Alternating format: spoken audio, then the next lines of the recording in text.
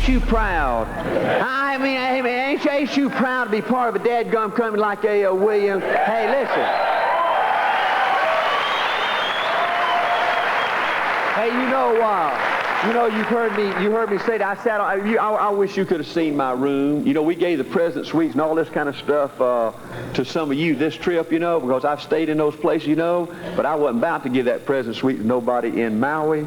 You ain't never seen a room like that, And we were there for 2 weeks. And I'd sit up there on that balcony, and I'd watch all these blue and yellow T-shirt dudes, around the pool down there. And folks, I looked at them, and I really do try to study this, because I love studying people. And I'd look down there, and I'd see all these giants, all these people that are doing incredible things.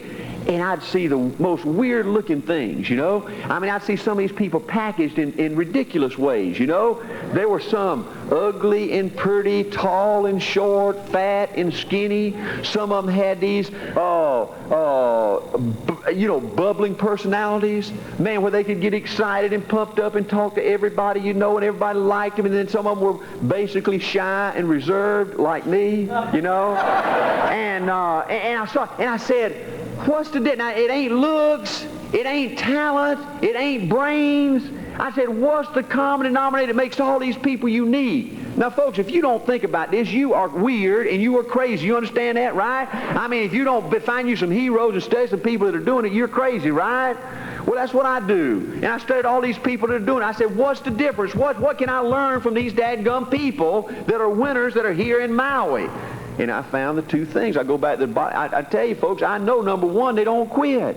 They just don't quit. They hurt like everybody else. They suffer like everybody else. They got problems like everybody else. They want to quit like everybody else. But somehow, they just muster up the dadgum courage to go out there and make one more call. Fight one more time. Stick it to the competition one more time. And they just do it and do it for no reason. Every logical thing you can muster up in your mind tells you to quit. Tells you to go out and get a good job. Tells you it's not going to pay off. I've often told you that I think it's almost impossible for brains to win, because, folks, I'm telling you, I look back at the career of A.O. Williams. If I had known what was in store for me, ain't no way I'd have done this, I don't think. I wouldn't have wanted to go through it. I've been in so many situations, folks, I could not figure out an answer. It was a hopeless situation. If you sat down and thought about it, you'd have thrown in the towel. But I wanted to be somebody. And so what I did was charge. That's what I think is unique about winners. Winners don't quit. They just don't quit. And then the second thing, these people have that little edge. See, you can work hard and fail. You can be talented and fail. You can be a great speaker and fail. You can be a great administrator and fail, great trainer and fail, great organizer and fail, if you don't have that little edge.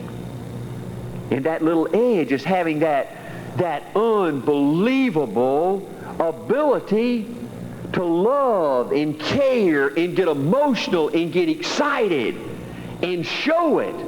I was reading an article.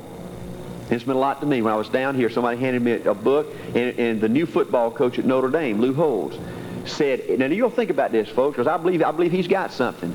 He said, everybody you meet, whether it's your wife, your kids, a potential new recruit, or a potential salesperson, every human being you meet looks at you and is trying to get the answers of three questions: by the way you look, by the way you talk, by the way you act. And I believe this. He says, number one, the first question everybody asks themselves when they meet you, they say, can I trust that dude? Can I trust that dude?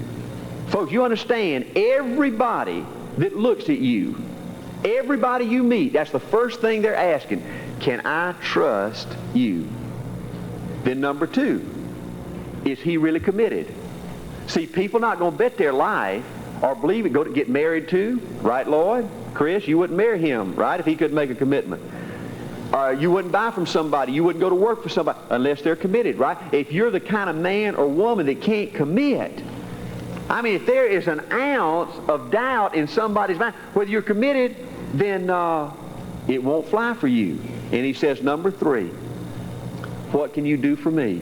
He said, everybody is asking those, and I believe that. I mean, that meant something to me. And so let me tell you now, the answer to that, to me, this is just what I got out of it. Now, you might say, well, Art, you're weird. You're the only person in the world who can get this out of it, okay? But I really believe when I got through with that, I go back to my thing. See, this is a major breakthrough I saw last year. See, you know, I've said I believe the difference in winning and losing, you know, is having that winning attitude. You've got to expect to win. You've got to become a dreamer again. You know, and all that kind of stuff. Or you got to be excited. 90+% of winning is being excited. But see, I've said now, this is a breakthrough I've seen. I'm writing another book like Common Sense on it when I get a time to finish it, okay? But it's a breakthrough I've seen. Because I believe all people you meet are asking those three questions of you. And see, all of a sudden I said, you know, it's not good enough inside of you to be positive and excited and loving and caring. You know, my dad died at age 48 of a heart attack. Just like that. You know, I'll be 48 years old 4 more years, you know. My son is coaching as we talk right now. He's got his first full-time coaching job. He's 25 years old. He's been married 5 years. I got 2 grandbabies. That's unbelievable. I mean, I don't feel no different than I did in high school, in college. And so I kept thinking all these years that if I, inside my heart, you know, if I was positive and excited and basically a good guy and basically try to do what's right and love people and cared about people, that I was going to win. And you know what I found out? That wasn't enough. See, I never told my daddy I loved him. My daddy never told me he loved me. We didn't have that kind of relationship. And you take so many things for granted. And then all of a sudden he's gone. And that's a void you can never get over.